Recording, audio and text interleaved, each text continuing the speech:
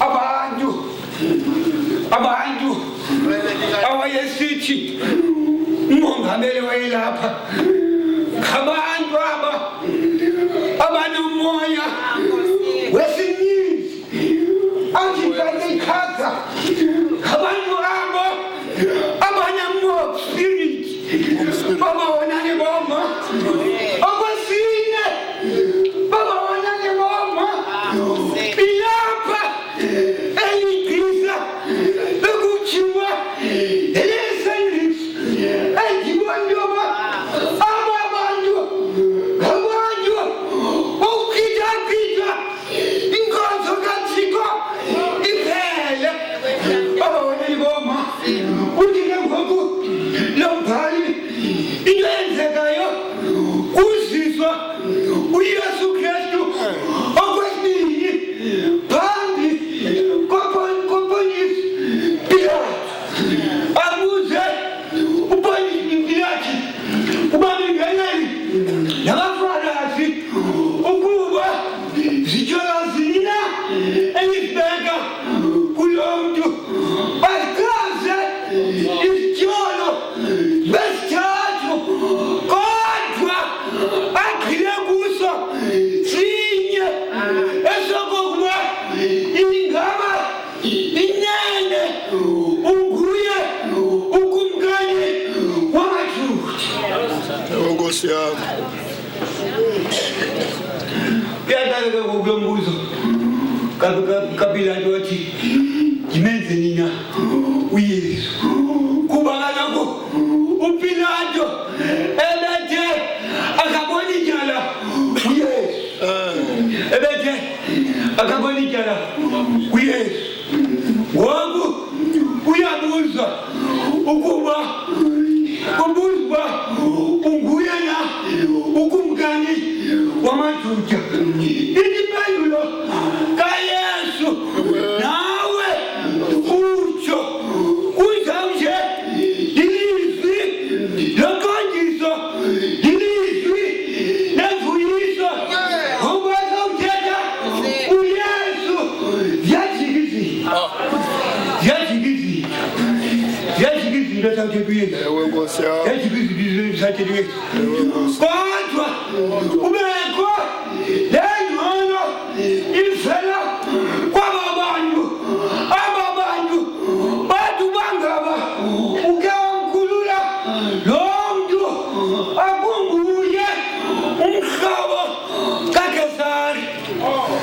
akunguye umhlobo kaKesari into enjeniyethi bona izinto abazixabisileyo zizinto zelishabathi inqanyoba uKesari uphethe abantu esiphila phakathi kwabo bazixabisile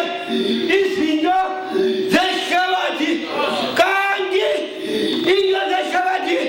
azinamsebenzi ziyafana nomqhele wentenetye umqhele wentenetye kodingadi uzawubhushwa yimimoya iyafutuluka uzawubhushwa yimimoya umqhele wentenetye kanti obukumkani uthi uYesu ebethetha ngabo wawuba wayefundisa ngabo wathi mabufike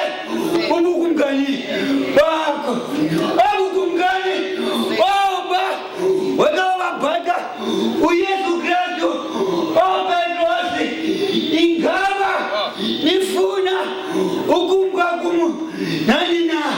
yathi impendulo kaPetrosi Nkosi sosuka kuwe siyakubanina inguwe nje onamandla babakumkani abantu behlabathi bayijonge ngoku ithi ke ngoku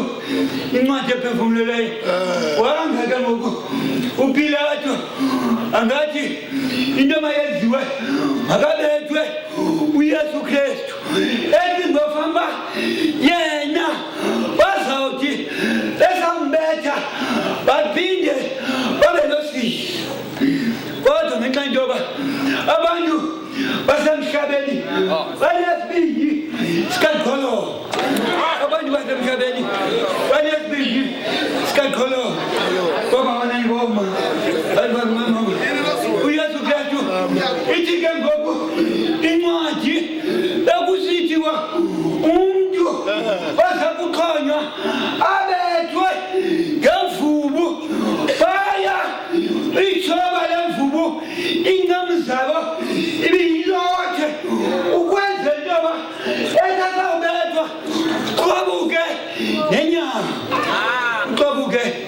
lenyanga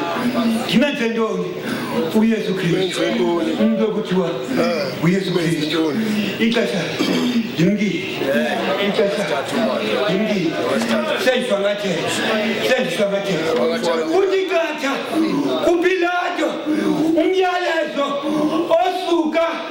enkosikazini athi usungenzi ububi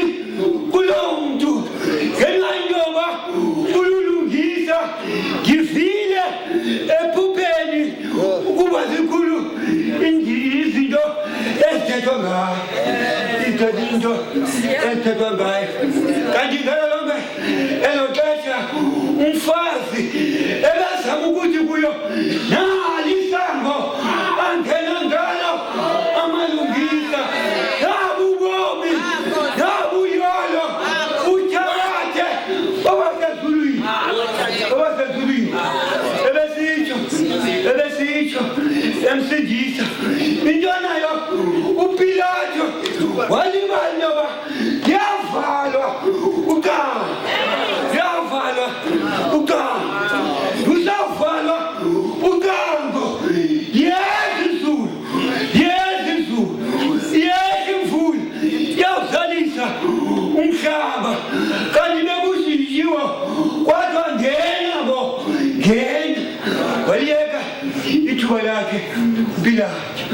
waliyeka ithuba lakhe uPilato ngimenzeni ke ngoku lo muntu okuthiwa uKristu ingxaki ke ngoku efumanekayo apha kungenxa yoba ngapasi kanganye ekusibakho umbanjwa okhululwayo owabona nowama kwavela ke ngoku umbuzo uPilato intoba nginikhululele banina uBarnabasi okanye uYesu Kristu sangangaza esasidlwele sathi makhululwe uBarnabasi ngoba abantu basemhlabeni bangxamile bafuna ukumchitha uYesu Kristu ngenxa yoba kaloku inhlungu yomuntu luvuyo kwabanye abantu inhlungu yomuntu luvuyo kwabanye abantu oba wanengoma ithi ke ngoku uYesu Kristu amkhulula umbulali uBarnabasi ithi ke ngoku encwadi iphefumulayo eselegqibela uYesu Kristu wabiza amanzi wazihlamba izandla zakhe wathi mna andiboni tyala kulo mntu siboneleni into ecacisile intoba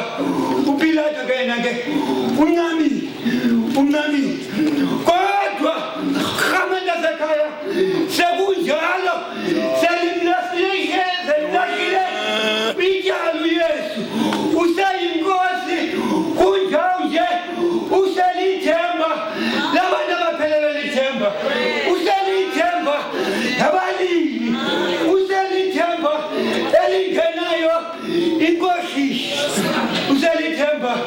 elingenayo inkohliso ngoba kaloku lo Yesu Kristu akuphela amathemba obubomi uYesu abelithemba yanga ke inkosi yonke ingasikelela ufunela kwelizilo ngumna phakathi amen.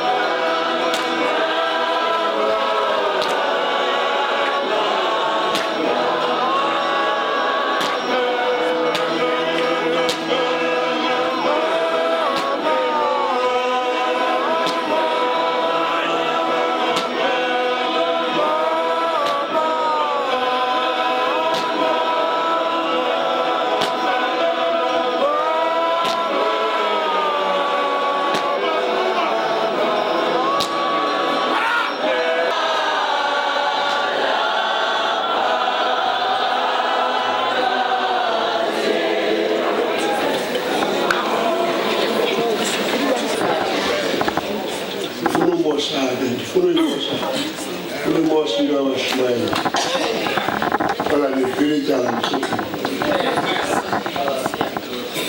ubento eshekileyo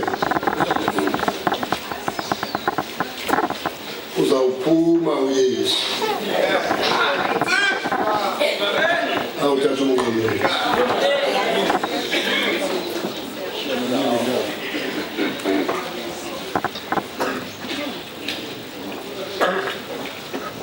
lo mini yami awushumayela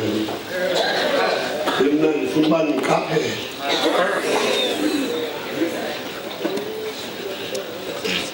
ngiqaphele ukuba xa ephuma esiyakuthatha umnqamlezo nomncashi uzawube ephuma ephethe intaba ukwevangeli kaMateyu isahluko sama-27